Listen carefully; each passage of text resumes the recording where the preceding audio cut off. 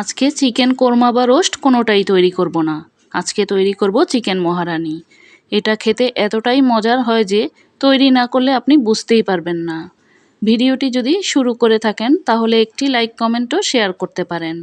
তৈরি করার জন্য আমি এখানে 1 কেজি ওজনের একটি কক মুরগি নিয়েছি। ভালোভাবে কেটে ধুয়ে পরিষ্কার করে নিয়েছি। এবার দিয়ে দেব 1 চা চামচ আদা বাটা, 1 চা চামচ রসুন বাটা। দিয়ে দেব 1 চা চামচের মতো লবণ। লবণটা কিন্তু যার যার স্বাদ অনুযায়ী। এবার দিয়ে দেব আধা কাপ টক দই। এবার সমস্ত উপকরণগুলো হাত দিয়ে মেখে নিচ্ছি।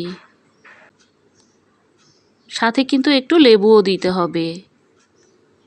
এজন্য আমি এখানে 1 টেবিল চামচের মতো লেবুর রস দিয়ে দিলাম।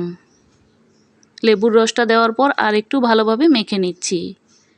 এবার এটাকে 30 মিনিটের জন্য একপাশে রেখে দিচ্ছি। হাতে সময় থাকলে আরও বেশি সময় নিয়ে রাখতে পারেন। এখন মশলাটা তৈরি করে নিচ্ছি। এজন্য ব্লেন্ডার জারের মধ্যে দিয়েছি কয়েকটি কাঠবাদাম, কয়েকটি কাজু বাদাম। দিয়ে দিচ্ছি কিশমিশ।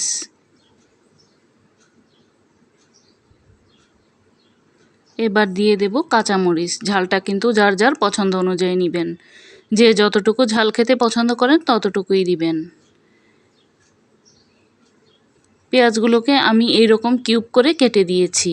আর দিয়েছি 1 চা চামচের মতো কালো গোলমরিচ। আমার কাছে গুঁড়াটা ছিল না, এজন্য আস্তটাই দিয়েছি ব্লেন্ড করার জন্য। এবার 2 টেবিল চামচ টক দই দিয়ে দিচ্ছি। সবগুলো একসাথে আমি ব্লেন্ড করে নিচ্ছি। চাইলে শিলপাটায়ও বেটে নিতে পারেন। ব্লেন্ড করে নেওয়ার পর দেখতে এই রকম হয়েছে। আমি কিন্তু এখানে কোনো পেঁয়াজ কুচি দিব না। প্যানের মধ্যে তেল দিয়ে আমি এবার সমস্ত মশলাগুলো ঢেলে দিয়েছি। এখন কিছুক্ষণ নাড়াচাড়া দিয়ে ভেজে নিচ্ছি। এবার দিয়ে দেব 1 চা চামচ রসুন বাটা আর 1 চা চামচ আদা বাটা। এবার সমস্ত মশলাগুলোকে নাড়াচাড়া করে আরও কিছুক্ষণ ভেজে নিচ্ছি।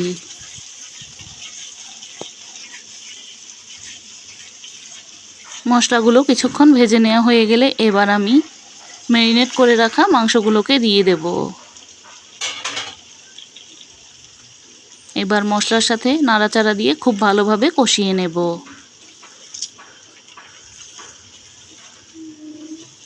এভাবে যদি চিকেন মহারানি একবার তৈরি করেন তাহলে কিন্তু বারবারই তৈরি করবেন।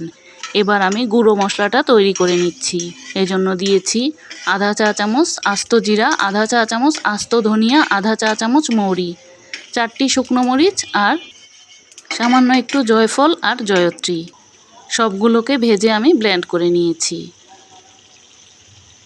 এবার এই চিকেনের সাথে দিয়ে নাড়াচাড়া করে খুব ভালোভাবে রান্না করে নিচ্ছি।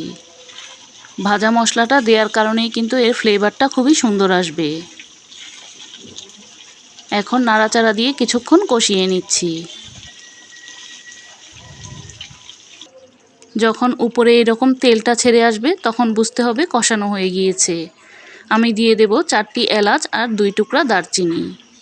মাংসটা খুব ভালোভাবে যখন কষানো হয়ে যাবে তখন দিয়ে দেব লিকুইড দুধ। আমি এখানে 2 কাপ লিকুইড দুধ দিচ্ছি। চাইলে আপনারা দুধের পরিবর্তে পানিটাও দিতে পারেন।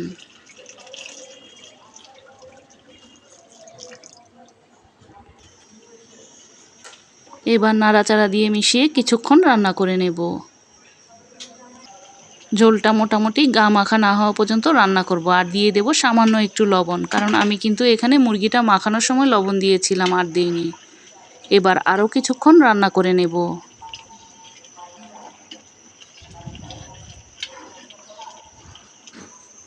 এখন চুলাটা বন্ধ করে দিয়েছি। দেখতে কিন্তু এখন এই রকম হয়েছে।